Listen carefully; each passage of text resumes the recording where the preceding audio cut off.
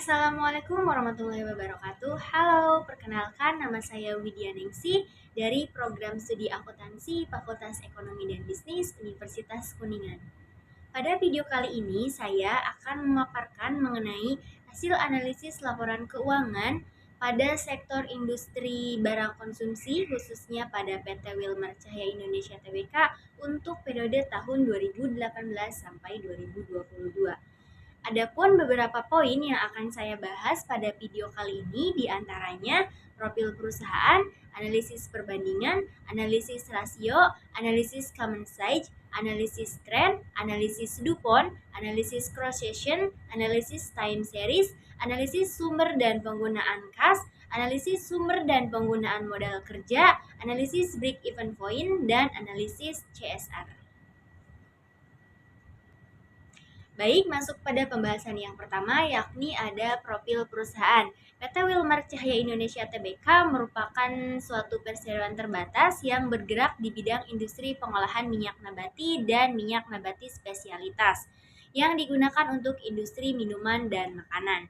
Produk yang dihasilkannya yaitu minyak kelapa sawit beserta produk-produk turunannya, biji tengkawang, dan minyak nabati spesialitas. Selain itu, perusahaan juga bergerak dalam bidang perdagangan lokal, ekspor, impor, perdagangan hasil bumi, hasil hutan, melakukan perdagangan barang-barang keperluan sehari-hari, dan bertindak sebagai grosir, distributor, leveransir, eceran, dan lainnya. PT Wilmar Cahya Indonesia Tbk merupakan perusahaan di bawah grup Wilmar International Limited yang mencatatkan sahamnya di Bursa Efek Singapura. Nah, selanjutnya ada analisis perbandingan laporan posisi keuangan. Analisis ini dilakukan untuk mengetahui perubahan-perubahan berupa kenaikan ataupun penurunan pada pos-pos laporan keuangan pada periode waktu yang dibandingkan. Nah, pada analisis perbandingan ini, saya menggunakan metode perbandingan dengan tahun sebelumnya. Untuk memperoleh presentasinya, yaitu menggunakan perhitungan total tahun kedua dikurangi total tahun pertama lalu dibagi dengan total tahun pertama.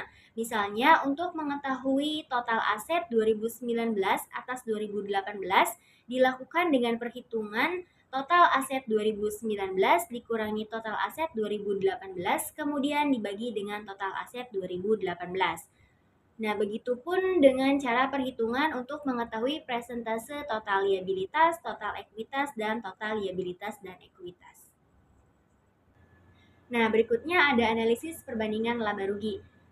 Untuk memperoleh persentase pada analisis perbandingan laba rugi masih sama perhitungannya dengan analisis perbandingan pada laporan posisi keuangan, yaitu menjumlahkan total tahun kedua dikurangi total tahun pertama, kemudian dibagi dengan total tahun pertama. Misalnya untuk total pendapatan 2019 atas 2018 dihitung dengan total pendapatan pada tahun 2019 dikurangi total pendapatan 2018 kemudian dibagi dengan total pendapatan 2018. Begitupun untuk menghitung persentase laba bruto dan laba usahanya.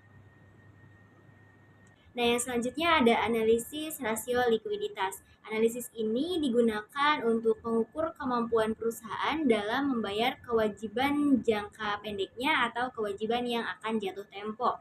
Nah, di sini terdapat diagram yang memuat informasi mengenai current ratio dan quick asset test ratio.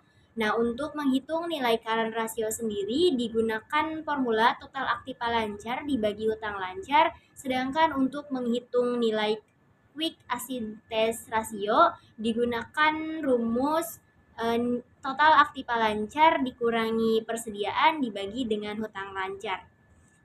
Nah, setelah didapat nilai current ratio dan nilai quick asset test ratio per tahun, kemudian dibandingkan dengan rasio industrinya. Hal ini untuk mengetahui apakah current ratio dan quick asset test ratio perusahaan lebih besar, lebih kecil, atau sama dengan rasio industrinya. Berikutnya ada analisis rasio leverage. Analisis ini dilakukan untuk mengukur kemampuan perusahaan dalam membayar utang jangka panjangnya. Nah, di sini terdapat diagram debt to asset ratio atau DAR dan debt to equity ratio atau DER. Untuk menghitung DAR sendiri menggunakan formula total hutang dibagi total aktiva, sedangkan untuk menghitung DER digunakan formula total hutang dibagi dengan total ekuitas. Nah, setelah didapat nilai dari DAR dan DER per tahun, kemudian dibandingkan dengan rasio industrinya.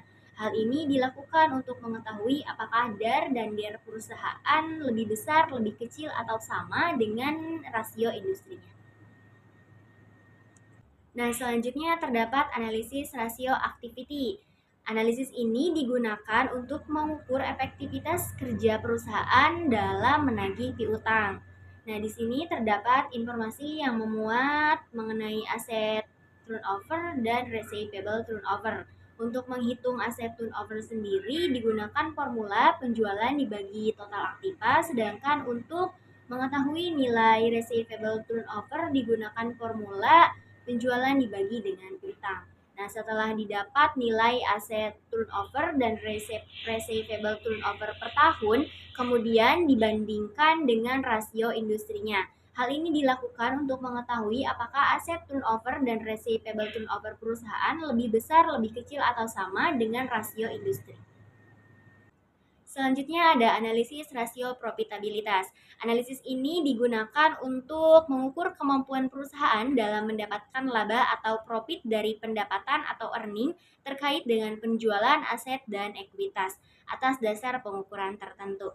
Di sini terdapat informasi yang memuat mengenai gross profit margin atau GPM dan return on equity atau ROE. Nah, untuk menghitung nilai GPM sendiri digunakan formula laba kotor dibagi dengan penjualan, sedangkan untuk mengukur return on equity atau ROE digunakan formula earning after tax atau IT dibagi dengan modal kemudian dikalikan 100%. Nah, setelah didapat nilai dari GPM dan ROE per tahun, kemudian dibandingkan dengan rasio industrinya. Hal ini dilakukan untuk mengetahui apakah nilai GPM dan ROE perusahaan lebih besar, lebih kecil, atau sama dengan nilai rasio industri. Nah, selanjutnya ada analisis common size laporan posisi keuangan. Analisis ini dilakukan untuk memperoleh gambaran tentang perubahan-perubahan dalam masing-masing pos pada tahun ke tahun dalam hubungannya dengan total aktiva, total pasiva, dan total pendapatan. Nah, untuk mengetahui nilai presentasenya sendiri digunakan formula untuk total aset. Semua aset dibagi total aset, untuk total liabilitas, semua liabilitas dibagi total liabilitas, dan untuk ekuitas, semua ekuitas dibagi total ekuitas. Nah, selanjutnya ada analisis common size untuk laporan laba rugi. Nah, untuk mendapatkan nilai presentasenya yaitu total penjualan, laba bruto, dan laba usaha dibagi dengan total penjualan. Analisis selanjutnya yaitu ada analisis tren laporan posisi keuangan. Analisis tren adalah teknik analisis yang digunakan untuk mengetahui tendensi keadaan keuangan dan kinerja perusahaan apakah menunjukkan kenaikan atau penurunan. Nah, pada analisis ini saya menggunakan tahun 2018 sebagai tahun dasar. Nah, untuk formula perhitungan analisis tren sendiri yaitu nilai tahun pembanding dibagi dengan nilai tahun dasar kemudian dikalikan 100. Untuk contoh perhitungannya yaitu 2018 dibagi 2018 kemudian dikali 100%. Nah, untuk 2019 itu 2019 dibagi 2018 kemudian dikali 100%. Begitupun dengan tahun-tahun seterusnya. Nah, selanjutnya analisis tren laporan laba rugi. Untuk mengetahui presentasenya digunakan formula yang sama dengan analisis tren pada laporan posisi keuangan, yakni 2018 dibagi 2018 dikalikan 100%, 2019 dibagi 2018 dikali 100%, 2020 dibagi 2018 dikali 100%, hingga 2022 dibagi 2018 dikali 100%. Analisis selanjutnya yaitu ada analisis DuPont. Analisis ini menghasilkan presentase nilai ROE pada perhitungan setiap tahunnya. Nah, untuk nilai ROE pada periode yang dianalisis yaitu 2018, 2019, 2020, 2021, dan 2022 yang nilainya masing-masing ada 9,49%, 19,02%, 14,38%, 13,46%, dan 11,58%. Analisis selanjutnya yaitu ada analisis cross-section. Analisis ini dilakukan untuk mengetahui nilai dari rata-rata aritmatika, rata-rata tertimbang, nilai median, dan nilai modus. Nah, untuk formula perhitungan rata-rata aritmatika sendiri, misalnya pada perhitungan ROA yaitu dengan menjumlahkan ROA tahun pertama sampai dengan ROA tahun kelima, kemudian dibagi dengan jumlah periode yang dianalisis yaitu 5 tahun. Begitupun dengan rata-rata aritmatika nilai buku, yaitu menjumlahkan nilai buku tahun pertama hingga tahun kelima, kemudian dibagi 5. Nah, untuk menghitung rata-rata tertimbangnya sendiri, misalnya untuk rata-rata tertimbang ROA pada tahun 2018, yaitu nilai ROA 2018 dibagi jumlah ROA selama 5 tahun, kemudian dikali dengan ROA 2018. Begitupun dengan nilai bukunya. Misalnya pada tahun 2018, nilai buku tahun 2018 dibagi jumlah nilai buku selama 5 tahun, kemudian dikali dengan nilai buku tahun 2018. Nah, untuk nilai mediannya sendiri diukur dengan ROA tahun pertama hingga ROA tahun kelima, kemudian nilai buku tahun pertama hingga nilai buku tahun kelima. Nah, untuk modus atau nilai yang sering muncul sendiri di sini dikarenakan pada periode analisis dari 2018 sampai 2022 tidak ada nilai ROA dan nilai buku yang muncul lebih dari 1 kali sehingga nilai modus dinyatakan sebagai 0. Analisis selanjutnya yaitu ada analisis time series. Analisis ini memuat informasi mengenai ROA perusahaan dan ROA industri dari sektor perusahaan tersebut. Nah, yang selanjutnya ada analisis sumber dan penggunaan kas.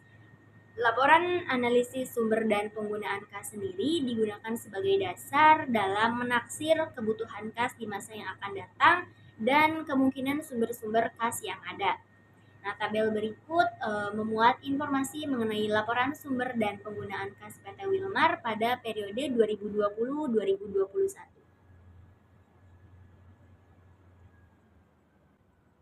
Analisis selanjutnya ada analisis sumber dan penggunaan modal kerja. Analisis ini membantu manajer keuangan untuk menjalankan operasional perusahaan dalam menentukan jumlah dana yang harus tersedia dan untuk melihat asal sumber dana yang sekiranya dapat diperoleh oleh perusahaan. Nah, tabel di sini menunjukkan informasi mengenai laporan sumber dan penggunaan modal kerja pada PT Wilmar untuk periode 2020-2021.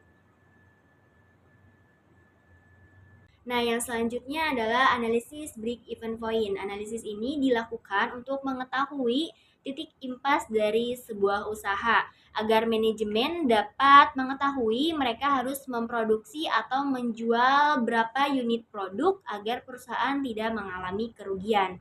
Misalnya pada tahun 2018, perusahaan dapat mencapai titik impas apabila perusahaan menjual produk sebanyak 64 juta sekian dan perusahaan memperoleh laba sebanyak 1.159 miliar sekian. Nah, analisis yang terakhir yakni ada analisis CSR. Program CSR sendiri dilakukan oleh perusahaan sebagai bentuk tanggung jawab sosial perusahaan terhadap masyarakat yang ada di sekitar perusahaan. Nah, adapun program Corporate Social Responsibility atau CSR yang dilakukan oleh PT Wilmar lebih memfokuskan pada pembangunan infrastruktur dan pemberdayaan ekonomi masyarakat sekitar perkebunan itu. Selain itu, PT Wilmar juga telah menerima penghargaan dari Gubernur Kalimantan Barat atas program pemeliharaan infrastruktur dan jalan provinsi karena mampu mendukung peningkatan aktivitas ekonomi masyarakat dan berpartisipasi dalam mendukung pembangunan di Kalimantan Barat. Nah, mungkin cukup sekian pemaparan hasil analisis laporan keuangan yang dapat saya sampaikan. Besar harapan saya agar hasil analisis tersebut dapat bermanfaat bagi para pengguna laporan keuangan. Mohon maaf apabila terdapat kesalahan dan mohon koreksinya agar analisis yang saya lakukan ke depannya dapat lebih baik lagi. Saya Widya Ningsi mengucapkan terima kasih atas segala perhatiannya. Sampai bertemu di video-video saya berikutnya. Wassalamualaikum warahmatullahi wabarakatuh.